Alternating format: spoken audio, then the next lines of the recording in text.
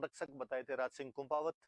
और फिर जब शाहजहां के टाइम में मुगल सक्सेशन बैटल हुए थे उनके बारे में हम बात कर रहे थे। एक युद्ध पढ़ा था हमने, धर्मत का युद्ध, जिसमें जसवंत सिंह दारा सिकों का सेनापति बन के गया था, लेकिन साथी सेनापति कासिम खान औरंगजेब से मिल जाता है। उस युद्ध में हारकर जब जसवंत सिंह वापस अपने घर गया तो उसकी हाड़ी रानी जसवंत दे ने किले के दरवाजे बंद कर दिए थे। फिर बाद में औरंगजेब की तरफ चले जाते हैं, लेकिन खजुआ वाले युद्ध में वो औरंगजेब की तरफ से लड़ने के लिए गया था, पर बाद में सुजा की तरफ मिल जाता है और औरंगजेब के कैंप लूटकर वापस आ जाता है।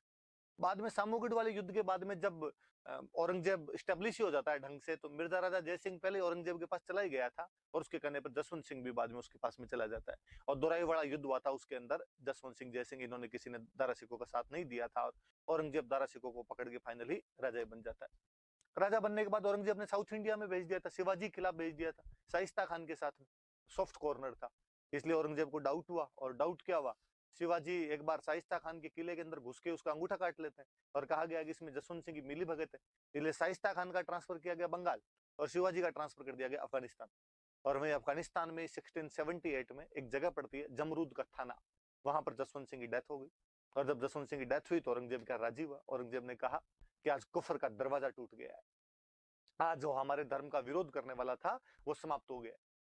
और जसवंत सिंह के बारे में हम पढ़ रहे थे कि जसवंत सिंह जब वहां काबुल रहते थे तो वहां से अनार के बीज लेके आए थे, चतराजी गहलोत के नेतृत्व में अनार के बीज लाए और जोधपुर में जो कागा का उद्यान है वहां पर वो बीज लगाए गए थे, पौधे लगाए गए थे, पोमेग्रेनेट गार्डन लगाया गया था वहां पर।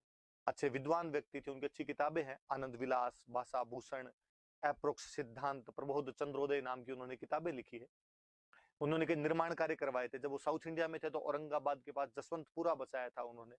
उनकी रानी जो जसवंत दे थी उसने अपने जोधपुर में राई का बाग महल बनवाए थे। उनके एक और रानी अतिरंग दे थे जिन्होंने शेखावत जी का तालाब बनवाया था जोधपुर के अंदर। मोहनोत नैन सिंह उनके दरबारी विद्वान थे जिन्हें मुंशी देवी प्रसाद ने राजपूताने का अबुल फजल कहा है। उनकी बहुत प्रसिद्ध किताब है नैन सिरी ख्यात, जो राजस्थान की पहली ख्यात है। उनकी दूसरी किताब मारवाड़ रा परगनारी विगत, जिसे हम मारवाड़ का गजट भी कहते हैं, जो राजस्थान में पहली बार पॉपुलेशन सेंसस जनगणना की जानकारी देती है, जो जोधपुर रियासत का न केवल पॉलिटिकल बल्कि आपके सोशल और इकोनॉमिक हिस्ट्री की भी जानकारी देती है। फाइनली नैन्सी के साथ अंत में बहुत बुरा हुआ, उन्हें जेल में डाल दिया गया था, कर्जा हो गया था उनपे और नैन्सी और उनके भाई सुंदरदास जी ने सुसाइड कर लिया था जेल के अंदर। जब जसवंत सिंह जी की डेथ हो गई तो उनकी दो रानियां प्रेग्नेंट थी। 12 दिन के अंदर ही उनके दो बच्चे हुए, अजीत सिंह और दलथम्बन। उन बच्चों को लेकर दुर्गादास राठौड़ आ रहे थे। लाहौर के पास समाचार मिला कि औरंगजेब ने कहा कि इन्हें लेके दिल्ली आओ। दिल्ली गए तो उनको रूप सिंह राठौड़ की हवेली में हाउस अरेस्ट कर दिया गया। कहते दलथम्बन की इसी दौरान मृत्यु हो जाती है।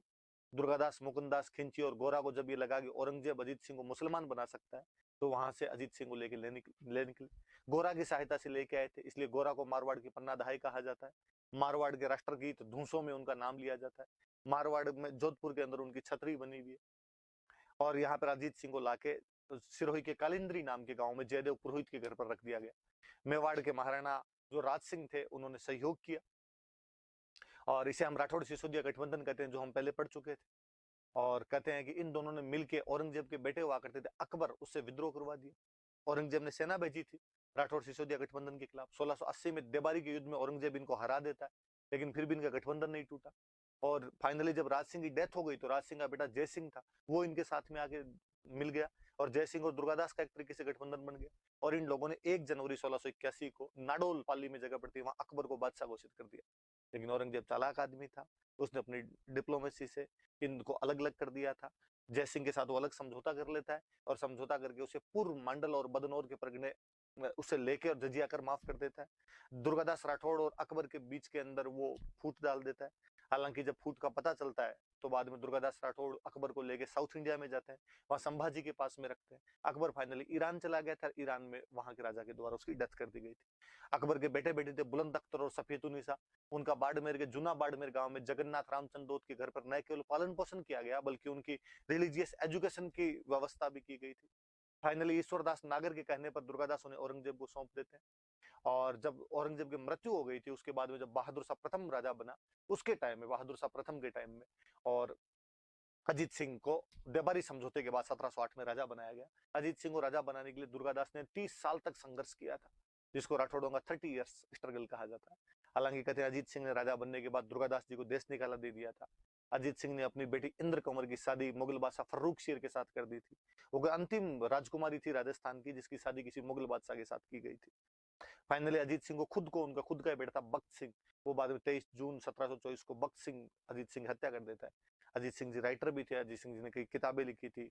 अजीत पाठभाषा लिखी, सॉरी दुर्गा पाठभाषा लिखी थी, निर्वाण रात दुहा लिखी थी, अजीत सागर लिखी थी।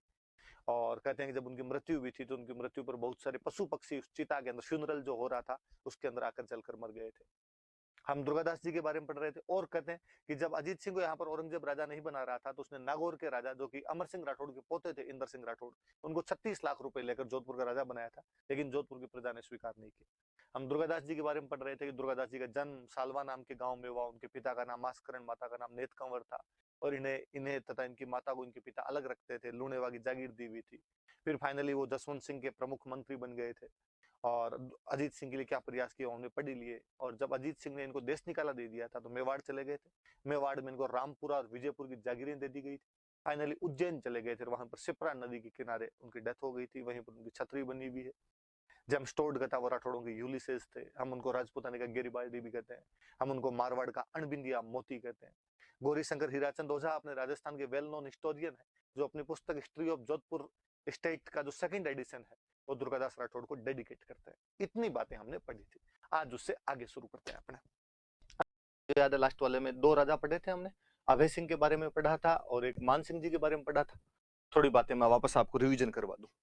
अभय सिंह के टाइम में एक तो खेजड़ली घटना थी, मैंने खूब अच्छा सा उसके अंदर आपको समझाया है कि भाद्रपद शुक्ल 10वीं विक्रमी संवत 1787 या ईस्वी सन 1730 12 सितंबर की वो घटना है जब अमृता देवी बिश्नोई नामक महिला पेड़ों को बचाने के लिए 363 लोगों के साथ वहां पर शहीद हो जाते हैं।